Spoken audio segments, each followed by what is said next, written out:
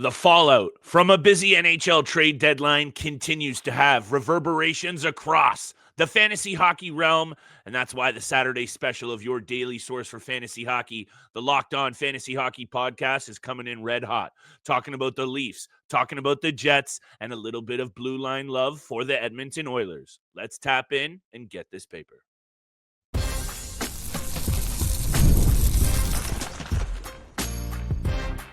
You're Locked On Fantasy Hockey, your daily podcast on fantasy hockey. Part of the Locked On Podcast Network, your team every day. The hockey world is alive and well, and we hope the same for your fantasy hockey squad, which is exactly why we're getting straight down to the brass tacks with all of the trade news from across the world of hockey on the Saturday edition of the Locked On Fantasy Hockey Podcast.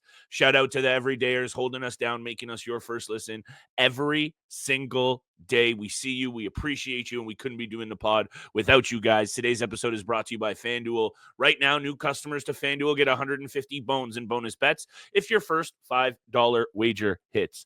Mr. Roden, we'll get to Saturday's 10-game NHL betting board. I've got 6 picks ready to ride, including my lock of the night, a whole bunch of different angles to cover, but there are still some to still cover. I'll get this out. With the trades coming out of yesterday's NHL trade deadline. This is Saturday. We're seeing a little bit more of the full picture here. Let's talk Leafs. Let's talk Jets. Let's talk Oilers and what their moves mean for your fantasy squad. Starting with, I always keep that thing on me, Steele, the Leafs. Over to you, my friend. What do you think about these two moves? Yeah, let's get to some Canadian trades. We got to start with the Buds here, hometown boys, Toronto Maple Leafs. As much as I don't like continuously seeing the Toronto Maple Leafs give up or trade away first-round picks, and I know both of them were conditional first-round picks, I like these trades because it's exactly what the Maple Leafs needed going into the postseason. Two guys that play a certain type of hockey, a certain type of style, bring the physical aspect. You needed that third-line depth center in Scott Laughton, and as much as both of these guys haven't played their best both offensively and in their own zone.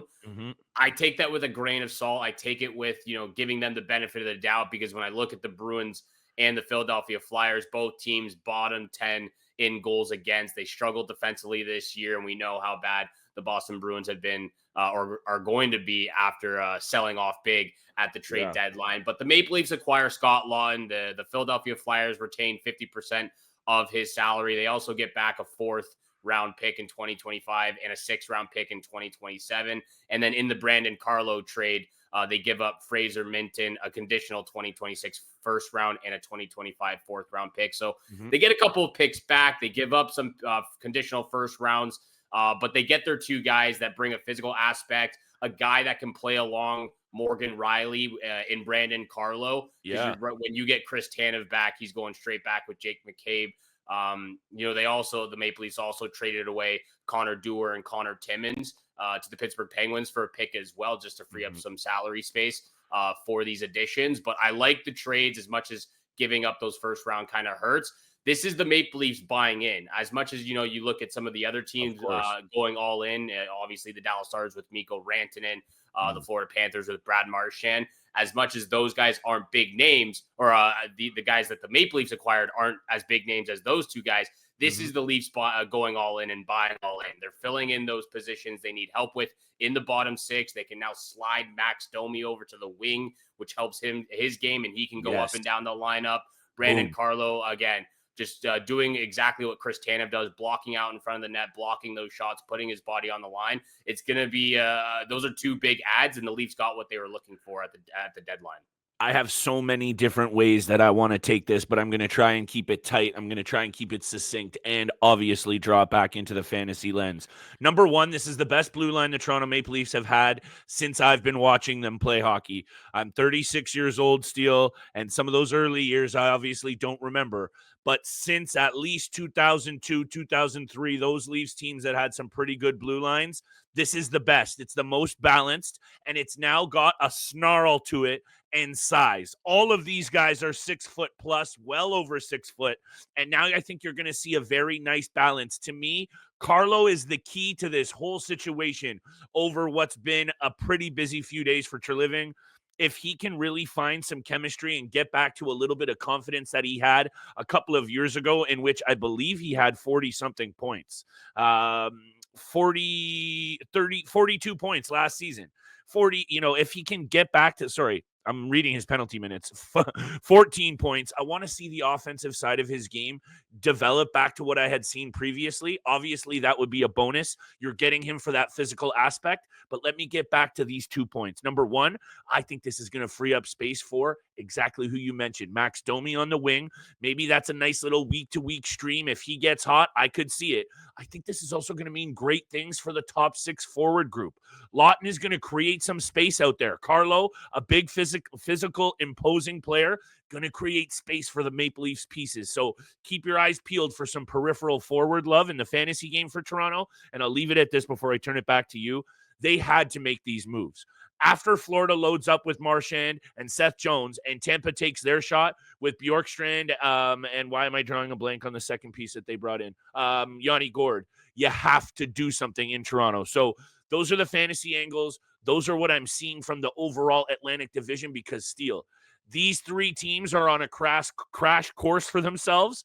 And I don't know, pick your poison, because if you're a Toronto Maple Leafs fan, if we have to go through either of those teams in the first round, I have serious concerns. You're on mute, brother. It's going to be a tough battle in the Atlantic Division, especially with all these additions. I'm not quite sure what you want Brandon Carlo to go back to offensively. He's been that was my bad. I was reading his penalty minutes the other night, too. I thought, I was like, wow, he had 42 points last year. He's been a perennial That's 10 to 20-point player, but I think for the Maple Leafs and a lot of teams out there going into the postseason, it's crucial to get a right shot, big defenseman who can block, who puts his body on the line, brings the physical aspect. Same goes for Scott Laughton. For him specifically, it's nice to have that addition that can help on the penalty kill. He's a really good penalty killer. And then Brandon Carlo, again, just having that right shot defenseman. You can never have too many defensemen going into the postseason. Also having Philip Myers, who's played pretty decent, just having him as that 7th guy going into the playoffs is good as well. I really like this group and this core on the blue line for the Maple Leafs, as Morgan Rielly can kind of do what he did a couple of seasons ago in the postseason against the Tampa Bay Lightning and really be a crucial factor, an impactful player, and give him some more, some more freedom to play his game offensively, jump into play and gain that confidence. Things are going to go very well for the Toronto Maple Leafs in the postseason. So 2 crucial pieces for them to add, especially after the Florida Panthers and Tampa Bay Lightning did what they did a couple days prior. At the end of the day, too, Steele, this group has to play better. And Austin Matthews needs to really show up. He needs to step up.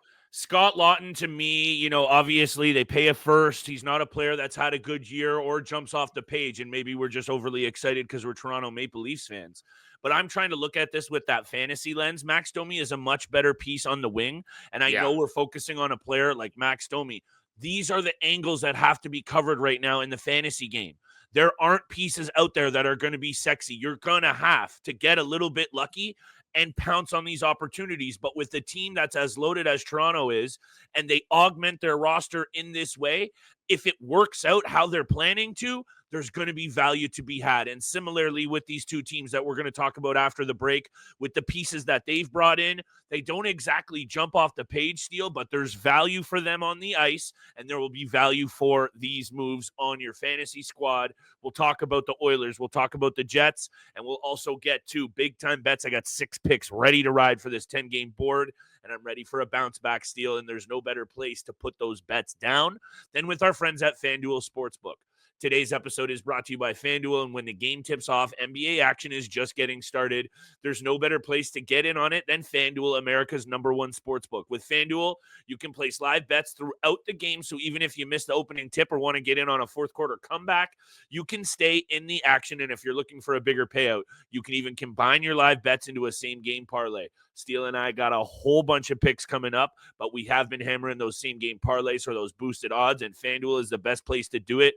Right now, FanDuel customers get $150 in bonus bets if your first $5 wager hits. Visit FanDuel.com to join today for that $150 in bonus bets if your first $5 wager hits. Make every moment more with FanDuel, official sports betting partner of the NBA.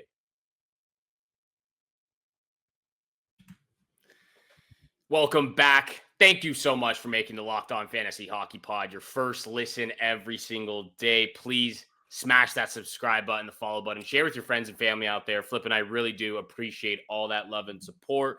What a big weekend it has been with the trade deadline. Teams going all in, teams selling off right now. We're going to get to that later in the episode. The biggest losers on trade deadline day, and of course, big time bets at the end of the episode. But let's talk about the Oilers and the Jets. Let's start with the Oilers. They trade for Jake Walman of the San Jose Sharks. They acquire him on trade deadline day. Also, a few days prior, like we've talked about before, the Oilers also got Trent Frederick from the Boston Bruins. So I'm going to add that into this because those were the two big deadline additions for them. They get Jake Walman and Trent Frederick. How do you feel about these moves, the fantasy value? I mean, we've already touched on Frederick's fantasy value moving forward. Yeah. Well, what about Jake Walman? How do you feel about him going to the Edmonton Oilers? I think this is a very intriguing situation, Steele. I think we've both been quite high on Jake Walman. And look, just like any player who is relatively kind of a small sample size of fantasy hockey value, which Jake Walman is kind of fits that mold, you're going to have your periods of time of being overly excited, getting the value, and then he's gone hot and cold. So this has been a player that I think in the San Jose Sharks organization this season, 32 points in 50 games, 36 PIMs, 125 shots on net, chipping in with 111 blocks and 48 hits. To me, that's sensational value for Walman that you would have gotten way at the back end of drafts or even as an early waiver wire pickup. If he gets to play with Evan Bouchard, Steele, it's already for me a must add because you know how I feel about the Edmonton Oilers. I know they've had their struggles, but we got to separate that here because they can still score a plenty. And when they're on one, which they will be sooner than later, once again, Jake Walman put up 32 points this year in 50 games on the Sharks. He has been banged up in his career. I don't believe he has not ever played a full 82 game season. So that's a little bit of a concern here. I love this move for the Edmonton Oilers. Is it enough to solidify their back end and cure their goaltending woes? No, it's not. But to add another wrinkle of a offensive-minded D-men playing with the studs up front that they already have, Steele, this could add a real serious offensive wrinkle and provide a big fantasy boost here to a player that was already having a pretty good season.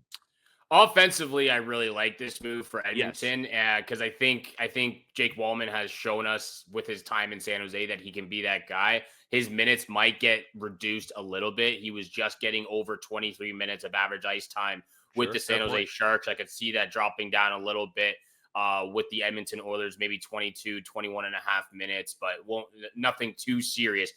My real concern, and this doesn't have to do so much with fantasy value as it does with just the Edmonton Oilers in the playoffs. Yeah. I'm really concerned if Jake Walman and Evan Bouchard are D pairs going into the postseason. Defensively, those two guys are liabilities. Defensively, Evan Bouchard. What I've seen from him this season, it's inexcusable. It's if I'm his teammate, I'm on his back every single day with some of the plays that he makes or lack thereof. That's a big concern for me, especially with how the goaltending has been since Four Nations face-off or coming back from the Four Nations face-off. Stuart Skinner and Calvin Pickard have not looked good whatsoever. And that frightens me going into the postseason for Edmonton because of what we just saw with Dallas, with Winnipeg, with Colorado, all these legit Stanley Cup contending teams. Edmonton, I know they were there last year, but it's a little bit different right now. I'm a little bit shaky, a little bit worried for them. Fantasy value-wise, though, for Jake Walman, I think he's proven that he can get it done offensively. It's very intriguing from the fantasy side of things. It's quite risky, I would say, for the Edmonton Oilers, for a team that needs to tighten things up defensively. And look, I'm not trying to say that Jake Walman alone is a complete liability, but when you mentioned what's gone on for Bouchard, and if they do pair them together, which currently right now that's what Daily Faceoff has, Jake Walman still brings 111 block shots. He can, he's -1 this season on the San Jose Sharks. So if anything, it's Bouchard who really needs to find his game here. That's because it looks like they will be at least probably thrown together at some point. However, it boils down to Stuart Skinner in the cage. But at the end of the day, this is a little bit of a spicy move from the Edmonton Oilers, bringing in some more upside and another wrinkle for their offensive unit. So take a look, see how he's going to be deployed. Not as excited as, we were just talking about must-add situations for certain players. To me, this is a wait and see, although I have Walman on my team, and I'm very happy that he's going to get even more of an offensive boost and something that he's already been doing this season. So over to the Jets. What are you seeing here with these two kind of quiet moves? But this is a team very much at the top, so maybe they didn't need to do too much. However, a lot of people out there, Steele, are saying they're deadline day losers for not making enough of a splash. What is your take on that? Yeah, and I can see why they could be considered losers. When you look at the depth chart down the middle, do you really want Nemestikov being that second line center right now? Is he going to be the guy to fulfill and be a key factor going into the playoffs, especially in the first round? It's highly unlikely. So I think in that sense, they could be considered losers for not getting some center depth, what the Toronto Maple Leafs did with their team. But I still like what the Winnipeg Jets did. I think they bring in two depth guys, two guys who bring a physical aspect, who can change the game and set a tone from the beginning. And Luke Shen and Brandon Tanev, again, not going to jump off the page fantasy value-wise, offensively, not going to jump off the page, but they're culture guys. They're depth guys who can really make a difference in the bottom six, on the bottom 4D pairing. And I think for me, this showcases how much faith the front office has in Mark Scheifele, Kyle Connor, Nikolai Ehlers, Josh Morrissey. Yeah, they might not have swung for the fences and hit a home run, but they added the pieces. They added most of the pieces they were looking for, again, without that center depth position they probably wanted. But this to me puts a lot of faith in Mark Scheifele, Kyle Connor, and what they've been able to accomplish this year. Connor Hellebuck, again, just trying to get over that hump of the first round playoffs for the Jets has been a problem for many, many years now. Can Connor Hellebuck continue his great play from the regular season into the postseason? That's a big question mark too. He's been unbelievable in the regular season. We just got to see him do it in the playoffs now. And again, it's not about obviously you want to go out and win the Stanley Cup, but you got to give yourself a chance, make a deep run. Player, when we saw Connor Hellebuck last year, he just wasn't himself in the playoffs, and that was a concern. So I think this, for me, it's a confidence move with the group they already had going into the postseason. But with that being said, it's going to be a lot more difficult, again, with what the Colorado Avalanche, the Dallas Stars have just done in that Central Division. And that's exactly why I'm a little bit concerned. And that's why I think you have to be taking a very close look at what's going on with these three teams, because I think all three are set to really explode.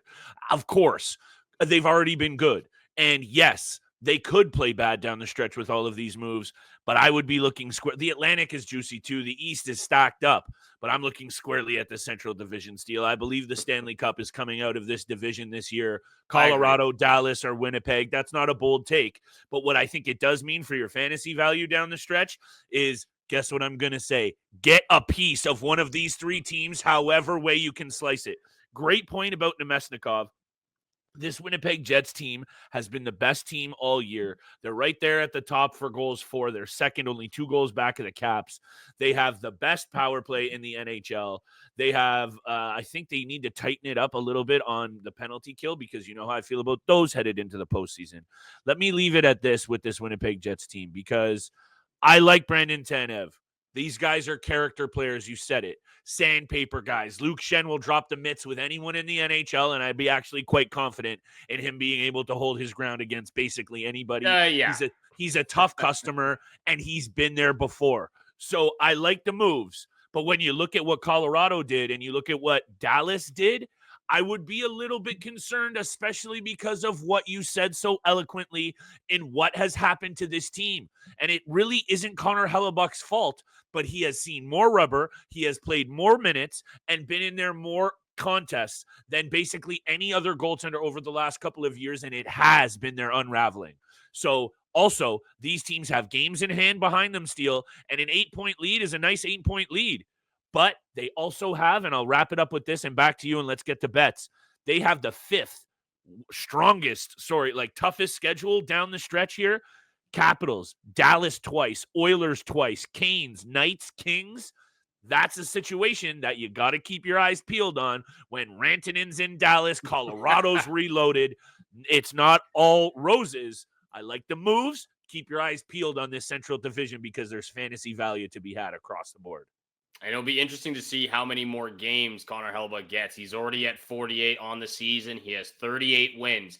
He's been unbelievable. Best in goals against, best in save percentage. So good. He is doing it all right now. We're going to be doing it all. Big time bets, Saturday edition, 10 games on the board. We already mentioned some of our picks on yesterday's episode. We're going to break down all 10, again, 10-leg parlay money line. But Flip, he's got 6 picks for all of you out there. You better be staying tuned in.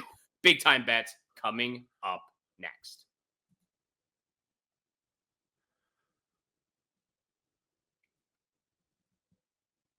Welcome back. We missed you here on the Locked On Fantasy Hockey Pod. Thank you so much. True. Hammer that subscribe button, the follow button, leave a 5-star review. Flip and I appreciate all that love and support you show us. Really does mean the world to us. That's why we do what we do, especially with big time bets at the end of every single episode. 10 games on the board. We're going to do a 10-leg parlay, money line picks only, but Flip, 6 picks you got wired and loaded right now. I'm excited to see how you're feeling about Saturday. Where you looking first? First and foremost, St. Louis Blues, LA Kings. Actually, first and foremost, my computer is going to die, so let me swerve on this charge. All right, well, I'll continue with my 3 picks, and here's what I have, and I'm staying exactly with what my 3 picks were on yesterday's episode because we did a Saturday edition, Saturday big time bets as well. My 3 picks remain the same, which what I talked about yesterday. Stars money line against the Edmonton Oilers. I think Mikko Rantanen addition is going to be crucial, as For well sure. as honestly, the defensive play and goaltending has been there hasn't been anything for the Edmonton Oilers since the Four Nations face-off. Stars money line first pick. Then I'm going with the Panthers on the puck line against the Sabres and the Lightning on the puck line against the Boston Bruins. Those are my 3 picks. Stars on the money line, lock of the night. Lightning on the puck line is one of my side bets. There's no value, obviously, in the money line. However, I just, after everything, they've had the heart pulled out of them in Boston, and they were already a team kind of treading water there, if you will, Steele. The Tampa Bay Lightning are the hottest team in the NHL and perennially one of the toughest to play against at home. 23-7-2 this season. The best goal differential in the Eastern Conference, aside from the Washington Capitals. What I'm trying to get at is here, Tampa, puck line, boom. Maple Leafs There we in go, Colorado. Baby. This is a really tough spot for the Toronto Maple Leafs, a team that's struggling to score goals here, and I understand the good vibes about bringing in 2 solid bolstering pieces. Colorado Avalanche are red hot. Colorado Avalanche have also retooled and reloaded. This is a tease to one of my favorite 3 picks. These are just my side bets, but I really love Cale Makar anytime assist at -140. You're getting a good price on that steal. The Blues and Kings, they burned me on the over last week. I'm going back to the well. The Blues are red hot, Steele, and scoring goals. The Kings, I think I would have put in there as teams that I think were losers on the trade deadline day. They're hovering around in the top 3 spots in the Pacific, and they did nothing. So to me, this is a great over spot at over 5.5. So my 3 side bets, Kings, Blues over. I got Lightning on the puck line and Cale Makar anytime assist. Let me hit you with my 3 favorite picks very quickly before we get to our 10-legger and my lock of the night. I feel like this Leafs-Colorado game, Steele, over the number at 5.5, not at 6.5. Yeah, I like that too. Both teams kind of coming out here a little bit rejuvenated. You know, this is a spot that Toronto needs to respond offensively. So take it down to 5.5. You still get -170. Slap it into a parlay and let's get this paper. Sabres into the Florida Panthers. Panthers, this one's for you. Puck line +102. There hasn't been a ton of games head-to-head that the Panthers have actually beat them by 2 or more. They do have points in 8 of their last 10 against Buffalo, but I think only 2 of those have been by 2 or more, so you're getting a good angle. Buffalo has dropped 5 straight in kind of ugly fashion, really close games, gutless losses, and the Panthers are on a heater. So, enough said. Panthers, puck line, favorite pick of the night. I don't know if you saw what the Blackhawks have done, Steele, over their last 2 games. Spencer Knight has been a revelation already for them, making big saves. He's stopped 80 of 84 shots over his first 2 games. The offense has been reinvigorated with that confidence on the back end, and they've scored 9 goals in their last 2 games and 2 big wins over Utah and LA, 2 decent clubs. So, Connor Bedard, 2-point game on Friday night. I think this is going to be a springboard to a hot finish for Connor Bedard. Hit me with Bedard anytime Apple. He has 34 of those on the season, I believe, Steele. Yeah. And he has 3 goals and 3 assists in 6 career games against Smashville. Lock of the night, Connor Bedard, anytime assist, plus 148. You were scaring me there for a little bit. I thought you were taking the Blackhawks on the money line. I was like, No. they played last night. No. I'm not sure about it, but I do like the player prop, anytime assist, Connor Bedard. I like the 6 picks you had there, the over 5.5 in the Leafs Avalanche game. You know I'm going to put that into a parlay as well. Let's get to the 10-leg money line parlay. Starting off with the Rangers and Senators. We're just going to rattle this off super quick. Who you feeling, Rangers or Senators? I'm going Rangers. I know that the shakeup for the Senators like here was good. I like Zetterlund. I like what they did up the middle with Cousins, but I think you and I are both starting to buy into this Rangers team as maybe a dark horse to scrap one of those wild card spots, Steele. Yeah. So let's ride with we are the unofficial Blue Shirts podcast. Let's not forget. Kraken and Flyers. Chuck a hand grenade in that one. I'll lean Flyers. I really would like to stay away from that one though, but I'll take the Flyers, I guess, at home. Coin flip. Well, we did say we're doing money lines. So for here, Tampa Bay on the money line at minus 300 against the Bruins. Panthers on the money line against the Sabres. Maple Leafs and Avalanche. If you had to pick, who you going with? I would have to go with Colorado, Steele. I don't feel confident I all have tonight. to agree with you on that one. I have a very bad feeling as a Toronto Maple Leafs fan tonight, so let's ride with the Avs, and hey, maybe we get lucky and the Leafs win. I also feel the Avs in this one. Canadians and Flames. Who you taking here?